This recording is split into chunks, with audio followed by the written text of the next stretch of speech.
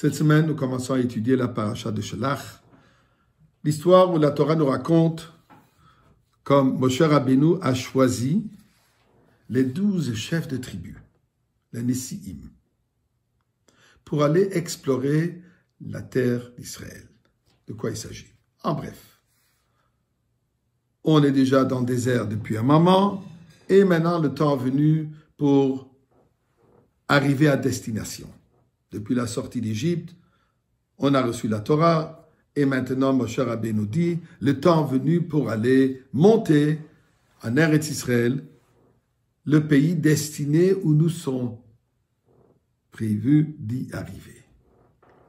Avant cela, Moshe Rabbeinu il choisit 12 chefs des tribus pour aller explorer la terre d'Israël. Et il leur donne une mission très précise, très particulière. Et il leur dit la chose suivante. Vous allez visiter toute la terre. Vous allez voir les villes. Est-ce que ce sont des villes ouvertes ou ce sont des forteresses? Les gens, comment ils sont? Accueillants ou agressifs?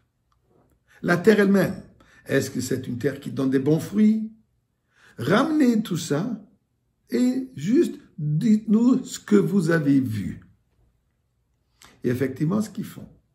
Et en revenant, 10 des Meraglim, de ces explorateurs, à l'exclusion de Caleb ben Yifune et Yoshua bin Nun, il dit, voilà, nous avons fait exactement ce que Moshe Rabbeinu nous a demandé.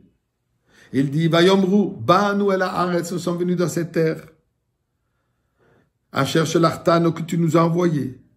Et vraiment, il ruisselle de lait et du miel.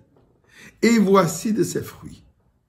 On connaît tous l'image sur les bouteilles de Carmel, les bouteilles de vin de Carmel, où les deux portent sur leurs épaules une grappe de raisin, pour nous montrer la taille de ses fruits, pour nous montrer l'ampleur de ses fruits.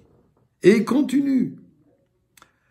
Ephes, attention, qui az ha'am, le peuple est puissant qui habite là-bas.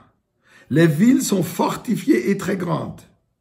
Et même nous avons même vu les descendants d'Anak, les géants. Maintenant, ils ont ajouté un petit mot. Ephes. Mais. Dès qu'ils ont dit le mais, Caleb a réalisé qu'ils sont en train de tourner, pas seulement de donner exactement ce qui est arrivé, mais de commencer à donner des opinions, choses qui n'ont pas été demandées. Et Caleb immédiatement intervient, il dit attention. On est capable de monter, malgré ce que vous venez d'entendre, que les villes sont des forteresses, mais il n'y a pas de mais, on est capable d'avancer. Et là, ils reprennent la charge en disant, on ne pourra pas. C'est un pays, Eretz, Ochelet Yoshvea, c'est un pays qui dévore ses habitants. Et le peuple, des géants. Et il dit, à tel point, qui chazak hu mimenu. Chas v'shalom en disant que l'endroit est plus fort que nous, mimenu veut dire aussi lui, faisant allusion à Kadosh Baruch Hu. Et là, la question se pose. Des gens tzadikim, des justes, kshérim Rashi nous dit. On vient de sortir d'Égypte, ils ont vu tous les miracles de la sortie d'Égypte. Ceci était moins miraculeux de pouvoir prendre Eretz Israël.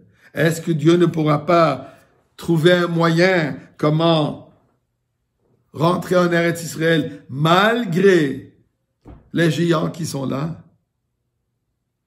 Impossible, inconcevable qu'ils ont perdu la foi à ce niveau-là. Mais comme le rabbi nous explique, comme c'est expliqué dans la Chassidoute, ils ont dit la chose suivante. Maintenant, nous sommes dans le désert. De comment nous vivons dans le désert? Une vie idéale. On est nourri, logé d'une manière miraculeuse.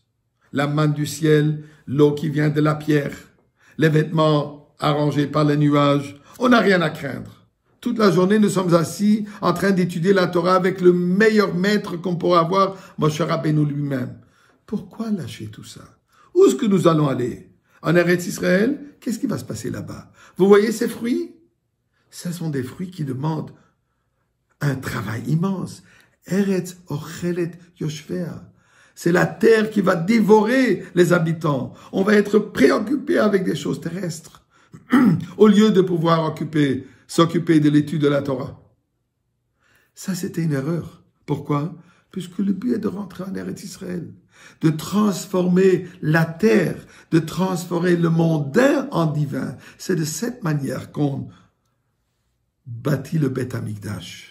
Ce n'est pas par juste les cadeaux divins que nous recevons, c'est par notre effort que nous devons faire. Et ça, il ne voulait pas. Il ne voulait pas ce changement. Il ne voulait pas ce défi. Et c'était ça l'erreur. Et pour cela, oui, effectivement, 40 ans, ils sont de rester dans le désert, et la prochaine génération. Quel rapport avec ce que nous avons aujourd'hui?